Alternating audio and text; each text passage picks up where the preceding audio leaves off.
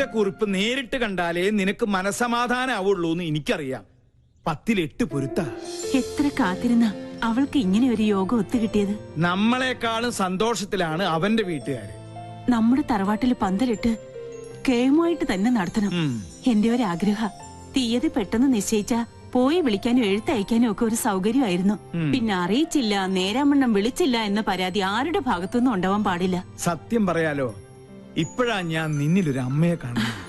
ഈ ഒരു മുഹൂർത്തത്തിന് വേണ്ടി അത്രയ്ക്കേറെ ഞാൻ പ്രാർത്ഥിച്ചിട്ടുണ്ട്. ഇനി എല്ലാം ഈശ്വരന്മാര് കാത്തോളൂ.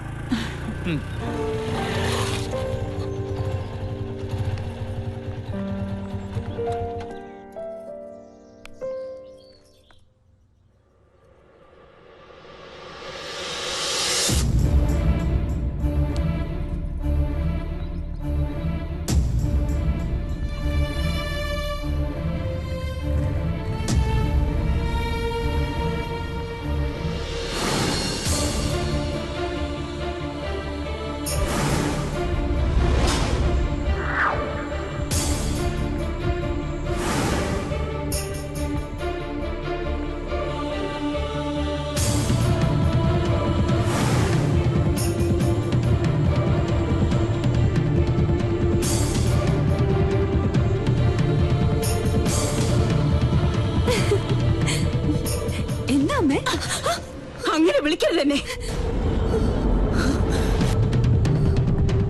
ഒരിക്കൽ നിന്റെ അമ്മയായിട്ട് എന്റെ ജീവിതം തകർത്തു.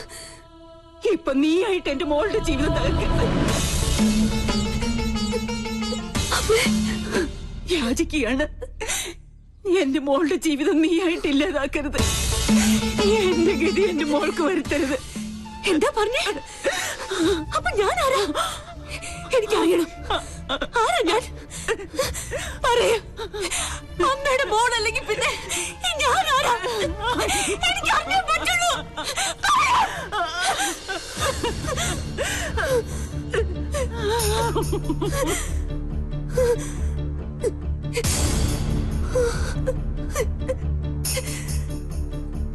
മോളെ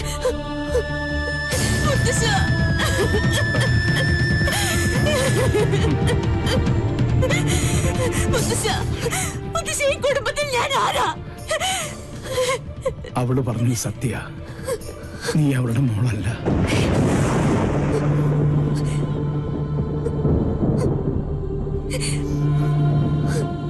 എന്നെങ്കിലും നീ അറിഞ്ഞിരിക്കേണ്ട ഒരു സത്യം മനഃപൂർവ്വം നിന്നിൽ നിന്ന് മൂടി വെക്കുകയായിരുന്നു.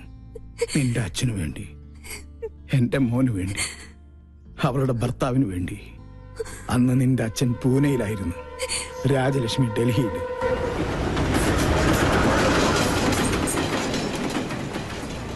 പൂജമോൾക്ക് 1 വയസ്സ് പ്രായം. മേജർ സാഹബ് ബാഹർ ഗയേ ഹൈ. എനിക്കറിയാം ഇപ്പൊ എവിടെയാണെന്ന്. വണ്ടി എടുക്ക.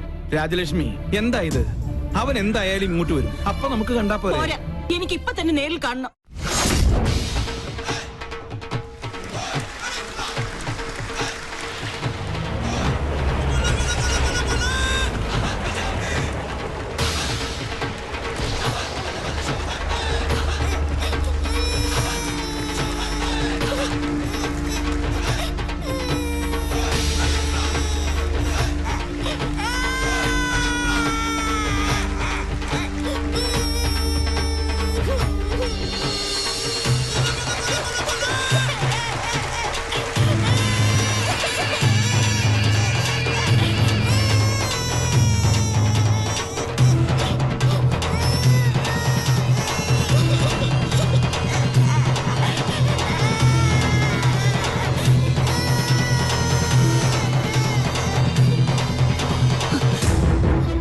അതുകൊണ്ട് പലതും കേട്ടു.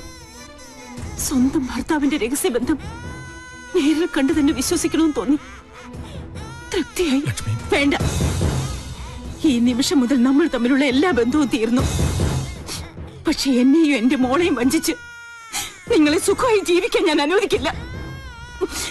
ഞങ്ങളുടെ ശവം കൂടി നിങ്ങൾ കാണേണ്ടി വരും.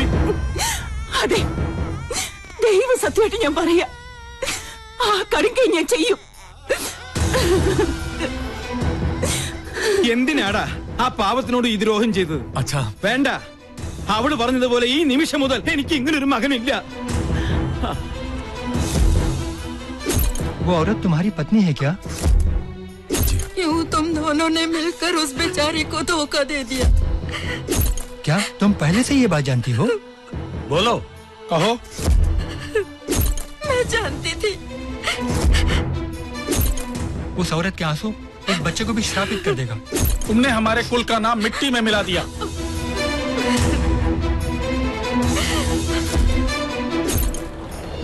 അന്ന് രാത്രിയാണ് ആ ദുരന്ത വാർത്ത ഞങ്ങൾ അറിഞ്ഞത്.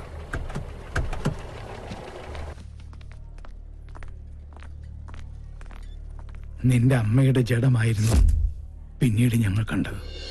ചെയ്ത തെറ്റിന്റെ ശിക്ഷ ഇരുവരും സ്വയം ഏറ്റെടുത്തു.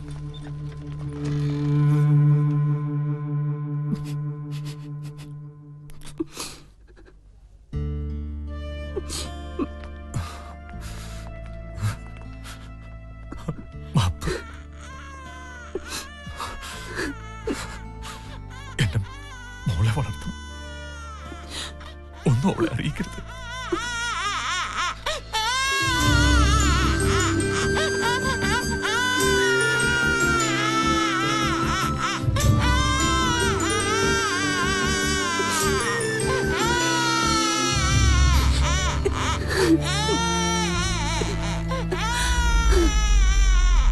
അന്ന് നെഞ്ചിലേറ്റിയതാ അവൾ നിന്നെ.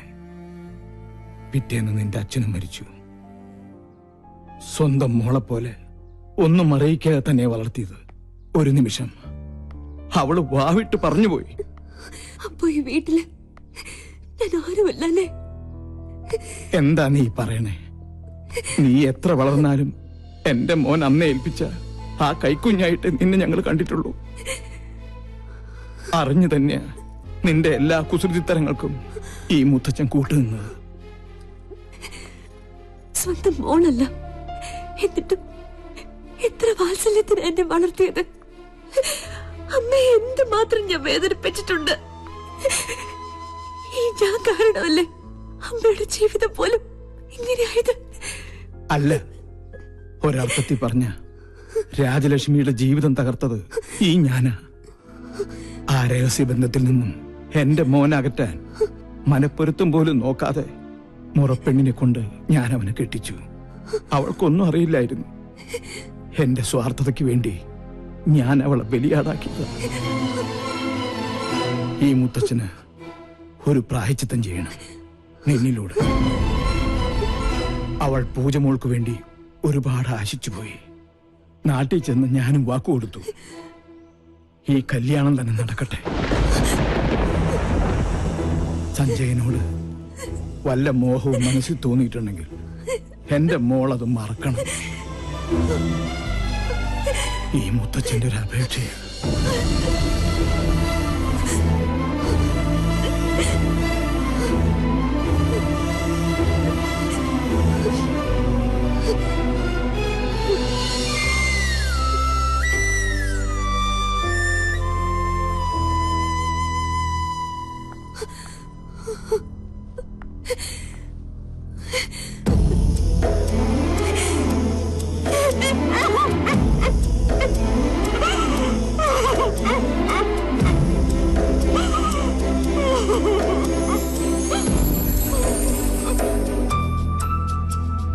എങ്ങനെയുണ്ട്?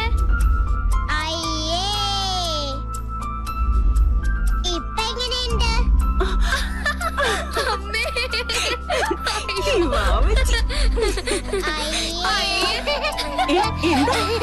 അമ്മനെ നോക്ക്. അമ്മേ, വിശക്കുന്നു. എന്ത് വേഷമാടി ഇത്? നിന്നോടാ ചോദിച്ചത്? അമ്മ ചുമ്മാ പറഞ്ഞതല്ലേ. അവച്ച് പേടിച്ചു.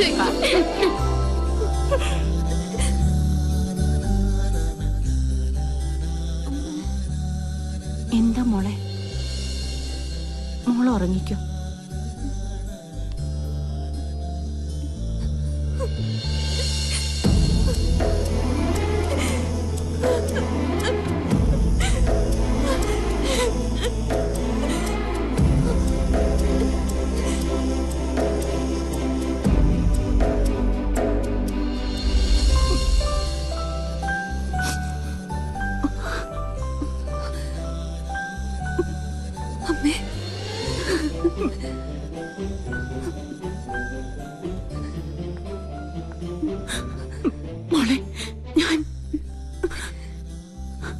എല്ലാം മുത്തശ്ശൻ പറഞ്ഞു. ഒരപേക്ഷയേ ഉള്ളൂ. ഞാൻ അമ്മയുടെ മോളല്ലെന്ന സത്യം പൂജ അറിയരുത്. മോള് പറഞ്ഞാൽ ആ നിമിഷം മുതൽ ഞാൻ അവളുടെ ബാബാച്ചി അല്ലാതായി പോവും. ഒരിക്കലും പറയരുതെന്ന് ആഗ്രഹിച്ചത് പറ്റിപ്പോയി ഈ അമ്മയ്ക്ക്. എന്നും എന്റെ 2 കണ്ണുകളായി ഞാൻ നിങ്ങളെ കണ്ടിട്ടുള്ളൂ. ഇനിയും അങ്ങനെ കാണാൻ പറ്റുള്ളൂ. പറയേ, എന്റെ മോൾക്ക് അവനെ അത്രയ്ക്ക് ഇഷ്ടമാണോ? എന്ത് മണ്ടത്തിന് എന്റെ അമ്മ പറയണേ? ഞാൻ വെറും ഒരു കോമാളി. അമ്മയുടെ ഭാഷയിൽ പറഞ്ഞ താൻ തോന്നിയായി മരങ്കേറി പെണ്ണിന് അത്ര സെന്റിമെന്റ്സിലൊന്നും ഒരു താല്പര്യമില്ല. മനസ്സിലായോ? ഇതൊക്കെയാ മരമാക്രി ഉണ്ടല്ലോ സഞ്ജു, അവനെ പറ്റിക്കാനാ. എന്റെ അമ്മക്കിളി ഒന്ന് ചിരിച്ചേ. ദേ വന്നു മണവാട്ടിപ്പെണ്ണ്. ഒരു ഗുഡ് ന്യൂസ്, എന്നെ കെട്ടിച്ചൂടാൻ പോവാ. പൊടി സത്യം. ആ കോന്തൻ ആരാന്നറിയോ? നമ്മുടെ സഞ്ജു. നീ ഭാഗ്യവതിയാ. എന്റെ ഈ പൂച്ചക്കുഞ്ഞിനെ ആ തെമ്മാടി പൊന്നു പോലെ നോക്കും.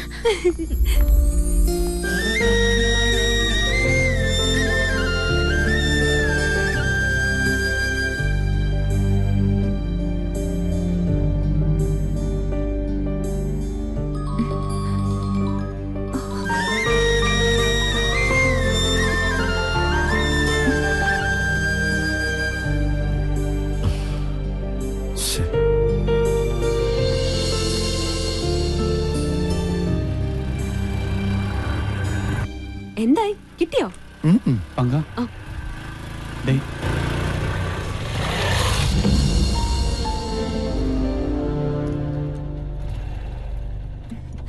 Hi lieutenant commander, how are you? ഞാൻ ഒരുപാട് നിന്നെ ട്രൈ ചെയ്തു. നീ എന്താ ഫോൺ എടുക്കാൻ? സോറി, സ്വല്പം തിരക്കിലായി പോയി. എന്താ പ്രശ്നം? നീ ഈ ലോകത്തൊന്നും അല്ലേ, കാര്യങ്ങളൊക്കെ തകിടം മറിഞ്ഞു. എന്ത് പറ്റി? എന്റെ വീട്ടുകാരും നിന്റെ വീട്ടുകാരും കൂടി കല്യാണമൊക്കെ നിശ്ചയിച്ചു. പെണ്ണാരാന്നറിയോ? പൂജ. ആ, കൺഗ്രാറ്റ്സ്. ഞാനും അറിഞ്ഞു. എന്നിട്ട് നീയൊന്നും പറഞ്ഞില്ലേ? എന്ത് പറയാൻ? അല്ല, നമ്മള് തമ്മില് ഇഷ്ടമാണെന്നുള്ള കാര്യം. ആണോ എന്ന് നീ വിശ്വസിച്ചു? അപ്പൊ എന്റെ ദൗത്യം സക്സസ്. ഓർമ്മയുണ്ടോ നിന്റെ ആ എൻട്രി? അന്ന് ഈ യൂണിറ്റ് അംഗങ്ങളുടെ മുമ്പിൽ നിന്ന് എന്നെ തട്ടിക്കൊണ്ടുപോയി മണ്ടൻ കിരീടം അണിയിച്ച് നീ ഹീറോയിസം കാണിച്ചു. അതെ, കടുവായെ പിടിച്ച പഴയ കിടുവ മറക്കാൻ പറ്റുമോ? അന്ന് ഞാൻ ചാലഞ്ച് ചെയ്തതായിരുന്നു, ഇതേ യൂണിറ്റ് അംഗങ്ങളുടെ മുമ്പിൽ നിന്നെ ഒന്ന് ഫുൾ ആക്കണമെന്ന്. അത് സാധിച്ചു. അല്ല, മനസ്സിലായില്ല. സത്യത്തിൽ ഇവിടെ എന്താണ് സംഭവിച്ചത്? അത് ഞങ്ങൾ തമ്മിലുള്ളൊരു സീക്രട്ട് പ്ലേയാ. ഏയ്, മത്സരത്തിൽ കോംപ്ലക്സ് പാടില്ല. ഫുൾ ആയത് സമ്മതിക്കാൻ എന്താ എത്ര മടി?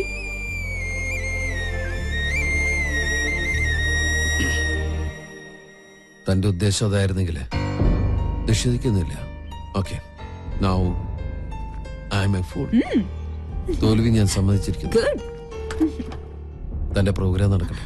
അല്ല, എന്റെ തിരുമണ്ടനുള്ള സമ്മാനങ്ങൾ വേണ്ടേ?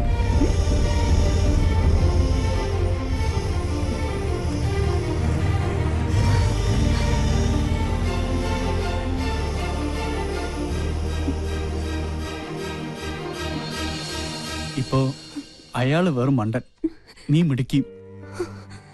ഇതാണ് യഥാർത്ഥ പിങ്കി ഷോ. നന്നായിട്ടുണ്ട്. പൂജയുടെ കല്യാണം നടക്കണം. ആ ഒരു ലക്ഷ്യം മാത്രമേ ഇപ്പൊ എന്റെ മനസ്സിലുള്ളൂ. നീ കരുതുന്നുണ്ടോ നിന്റെ ഈ പ്രകടനങ്ങളൊക്കെ അയാള് പൂർണ്ണമായും വിശ്വസിച്ചു? അത്രയ്ക്ക് മണ്ടനല്ല അയാള്. പക്ഷേ എങ്ങനെയെങ്കിലും അവനത് വിശ്വസിപ്പിച്ചേ പറ്റൂ. ഇനി നിനക്ക് എന്നെ സഹായിക്കാൻ കഴിയുള്ളൂ. ഞാൻ നിന്റെ പെണ്ണാണെന്ന് നീ അവനോടൊരു കള്ളം പറയണം. അങ്ങനൊരു കള്ളം പറഞ്ഞ് ബലിപ്പിച്ചാലേ അവനത് വിശ്വസിക്കത്തുള്ളൂ. പ്ലീസ്, എനിക്ക് വേണ്ടി നീ അത് പറയണം. ശരിയാ, പഴമക്കാര് പറയുന്ന പോലെ 1000 കള്ളം പറഞ്ഞാലും ഒരു കല്യാണം നടക്കണമെന്നാ പറയാം. ആ, ലൊക്കേഷനിൽ വന്നപ്പോ സംസാരിക്കാൻ പറ്റിയില്ല. അവള് കാണിച്ച് പ്രേമവും നടവൊക്കെ ഞാൻ കൂടെ അറിഞ്ഞോണ്ടായിരുന്നു. പക്ഷെ സാറ് അത് തെറ്റിദ്ധരിച്ചു. ഒരു തെറ്റിദ്ധാരണ. Live it. ഞാൻ അപ്പോഴേ അത് മറന്നു. ഇരുമ്പ് വളയ്ക്കാൻ അത്രയ്ക്ക് പാടില്ല, പക്ഷെ ഒരു പെണ്ണിനെ വളച്ചെടുക്കാനാ, പ്രത്യേകിച്ച് എന്നെ പോലെ ഒരാൾക്ക്. അതെ, ഇപ്പൊ എന്റെ പെണ്ണാ അവള്. ഞങ്ങള് തമ്മില് അത്രയ്ക്ക് ഇഷ്ടത്തില. സോറി. എനിക്കത് അറിയില്ലായിരുന്നു. Anyway you are lucky. ഇത് മാത്രം പോരാ, പിന്നെ പൂജയുടെ കല്യാണം നടന്നാലേ ഞങ്ങളുടെ വിവാഹം നടക്കുള്ളൂ. എന്റെ മുമ്പിൽ അവൾ വെച്ച ഒരേ ഒരു കണ്ടീഷൻ അത് മാത്രം. സാറ് ഞങ്ങളെ സഹായിച്ചേ പറ്റുള്ളൂ. Excuse me. ഹലോ. ആ, ഒരുവിധം ലീവ് ഒപ്പിച്ചെടുത്തു. ഇപ്പൊ തന്നെ പുറപ്പെടും. കണ്ടില്ലേ, കല്യാണത്തിന് എന്നെക്കാൾ തിടുക്കം എന്റെ വീട്ടുകാർക്ക്. പൂജയുമായുള്ള വിവാഹത്തിന് അവർ തീയതി വരെ ഉറപ്പിച്ചു കഴിഞ്ഞു. എന്ത് നമ്മൾ ആഗ്രഹിച്ചാലും ദൈവം നിശ്ചയിച്ച പോലെ നടക്കുള്ളൂ. അത് നല്ലതിനാവും. എന്തായാലും തന്നെ സമ്മതിച്ചിരിക്കുന്നു. ഒരു തുക്കട ക്യാമറയും തൂക്കി നല്ലൊരു പെൺകുട്ടി ഒപ്പിച്ചെടുത്തില്ലേ. Anyway, congrats. Happy journey. Thank you. ഒടുവിൽ അവരുടെ കോമഡി ഷോയിലെ അവസാന ഭാഗം പോലെ ആ മണ്ടൻ കിരീടം നീ സ്വയം അണിഞ്ഞു എനിക്ക് വേണ്ടി.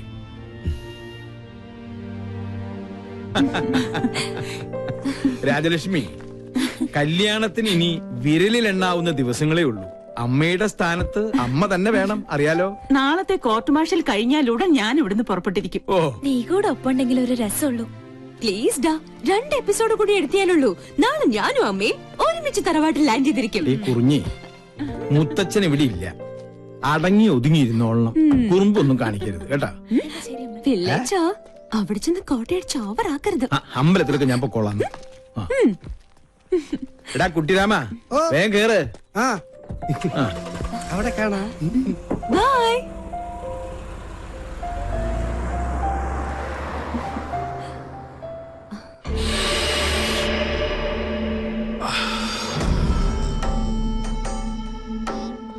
സ്റ്റീഫൻ ജിക്ക് ശിക്ഷ വാങ്ങി തന്നിട്ട് നാളെ അവള് പോവാ മോളിലെ കല്യാണം ആഘോഷിക്കാൻ. നാളത്തെ കോർട്ട് മാർഷൽ അവൾ അറ്റൻഡ് ചെയ്ത പിന്നെ ഇല്ല, இந்த ஸ்டீஃபன் உயிரோட இருக்க வரைக்கும் அது நடக்கும்ல.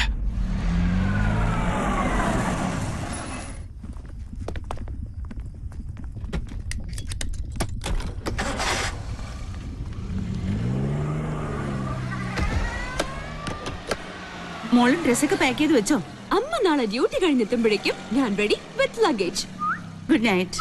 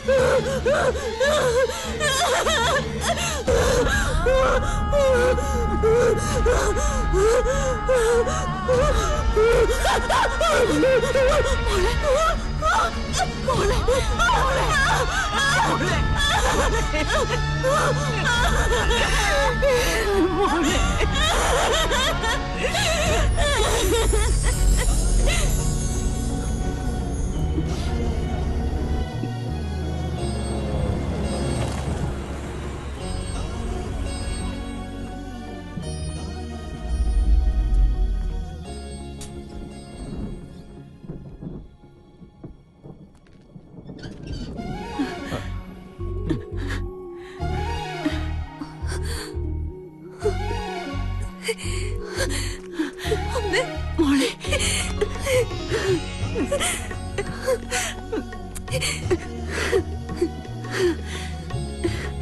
പൂജ സഞ്ജയനോടൊപ്പം ഇപ്പൊ ഇങ്ങെത്തും. ആ ഇതാ വന്നല്ലോ.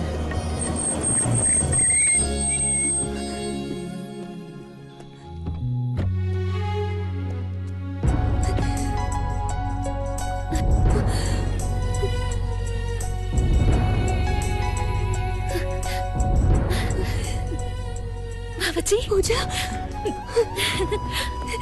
അന്ന് നീ എന്നെ ഏൽപ്പിച്ച ഒരു സമ്മാനം ഉണ്ടല്ലോ, അത് ഞാൻ തിരിച്ചേൽപ്പിക്കാം. ഈ മരമാക്രിയെ എല്ലാം എനിക്ക് തുറന്നു പറയേണ്ടി വന്നു. ശരിക്കും നിങ്ങളാ ഒരുമിക്കേണ്ടത്. പൂജമോളുടെ കാര്യം ഓർത്ത് വിഷമിക്കണ്ട. ഈശ്വരാനുഗ്രഹം കൊണ്ട് നല്ലൊരു ബന്ധം ഇവൾക്ക് ഒത്തു വന്നിട്ടുണ്ട്. ഹാപ്പി അല്ലടോ? പിന്നെ ഇനി ഒരു ആയുസ് മുഴുവൻ ഈ മരം കയറി ഞാൻ തന്നെ ചുമക്കണമല്ലോ എന്ന് ഓർക്കുമ്പോഴാ. Hello, hi everybody. അല്ല, ഇതെപ്പോ സംഭവിച്ചു? അമ്മായിയപ്പന്റെ വട്ടുമാറിട്ട് ഞങ്ങൾക്ക് ഒരുമിക്കാന്ന് വെച്ചാൽ ഈ ജന്മം നടക്കില്ല. അതുകൊണ്ട് അമ്മായിയപ്പനെ മെന്റൽ ഹോസ്പിറ്റലിൽ അഡ്മിറ്റ് ചെയ്ത് ഷോക്കും കൊടുത്തു. അതോടെ എല്ലാ പ്രശ്നങ്ങളും കഴിഞ്ഞു. ഇനി ഞങ്ങൾ ഹണിമൂൺ ആഘോഷിക്കാൻ വേണ്ടി കൊടൈക്കനാലിലേക്ക് പറക്കാൻ പോവുക. അയ്യോ, ഇതെപ്പോ ചാടി? അയ്യോ, വാ